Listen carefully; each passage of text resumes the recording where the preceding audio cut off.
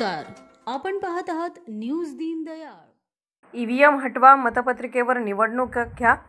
भारत मुक्ती मोर्चातर्फे जिल्हाधिकारी कार्यालयासमोर धरणे आंदोलन करणारे तसेच महाबोधी बुद्ध विहार बौद्धांच्या ताब्यात द्या, भारतीय बौद्ध महासभा, आंबेडकरी संघटनांचा जिल्हाधिकारी कार्यालयावर जन आक्रोश मोर्चा काढण्यात आला होता। शहरात आयोजित करण्यात आलेल्या भव्य आंदोलनात सहभागी झालेल्या आंदोलकांसाठी एसके डिगे फाउंडेशनने मदतीचा हात दिला। फाउंडेशनच्या वतीने आंदोलकांसाठी चहा, पाण्याची तसेच लहान मुलांसाठी खाऊची सोय करण्यात आली।